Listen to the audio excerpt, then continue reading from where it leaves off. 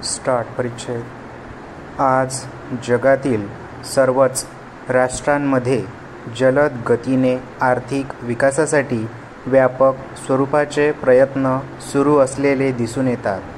आर्थिक विकासाच्या प्रक्रियेत प्रत्येक देश उपलब्ध संसाधनांचा महत्तम वापर करून आपले उत्पन्न वाढविण्याचा प्रयत्न करीत असतो.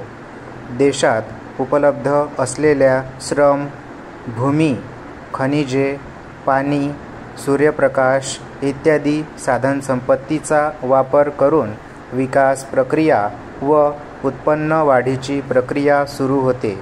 या प्रक्रियेत देश मानवी संसाधने व नैसर्गिक संसाधने यांचा कितपत प्रभावीपणे व योग्य पद्धतीने वापर करतो त्यावर त्या देशाचा आर्थिक विकास व पर्यावरणीय समतोल अवलंबून असतो.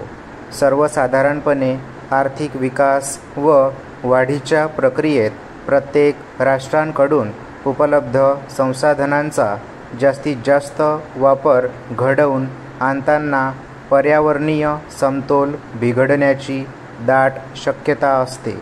21व्या शतकात अशा पद्धतीने विकसित व विकसनशील देशांच्या आर्थिक विकासाबरोबर अनेक पर्यावरणीय प्रश्न निर्माण झालेले दिसून येतात. यामध्ये हवा, पाणी, ध्वनी प्रदूषण, बेरोजगारी, विषमता इत्यादी समस्यांमुळे पर्यावरणीय समतोल बिघडताना दिसून येतो आहे.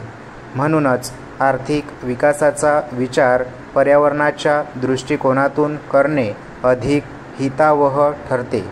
परिच्छेद. प्रत्येक राष्ट्राच्या विकासात दरडोई व राष्ट्रीय उत्पन्नातील वाढ हा एक महत्त्वाचा निकष मानला जातो. त्यामुळे देशातील यंत्रणेमार्फत शेती, उद्योग, व्यापार व सेवा क्षेत्राचा विकास घडवून आणला जातो.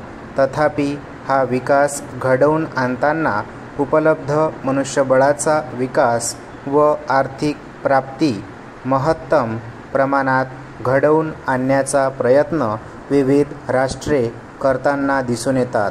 त्यामुळे कृषी, औद्योगिक व सेवा क्षेत्राच्या विकासामुळे सुरुवातीस देशात आर्थिक विकासाची प्रक्रिया हितावह व प्रेरक ठरते. तथापि उपलब्ध संसाधनांचा जर दुरुपयोग होऊ लागला तर आर्थिक विकास प्रक्रियेत अनेक अडथळे निर्माण होतात. प्रामुख्याने सध्या जगातील विकसित व विकसनशील राष्ट्रांमध्ये उत्पादन वाढीसाठी उपलब्ध संसाधनांचा महत्तम वापर घडवून आणण्याच्या प्रक्रियेत निर्माण झालेल्या गळेकापू स्पर्धा पर्यावरणीय समतोल बिघडवीत आहेत. विकसित व अल्पविकसित राष्ट्रांच्या आर्थिक विकासातील अंतर वाढत जाताना दिसून येते. प्रसंगी विकसित राष्ट्रांकडून विकसनशील व अल्पविकसित राष्ट्रांवर अन्याय होताना दिसून येतो. म्हणून विकासाच्या प्रक्रियेतील स्पर्धा जगातील विविध राष्ट्रांमधील परस्पर संबंध व पर्यावरण प्रदूषित करण्याचा प्रयत्न करणे ही बाब जगातील सर्वच प्रकारच्या राष्ट्रांनी ध्यानात घ्यावयास हवी. इतकेच नव्हे, विकास व वाढीचा नैसर्गिक व मानवनिर्मित मर्यादा लक्षात घेणे अधिक योग्य ठरेल.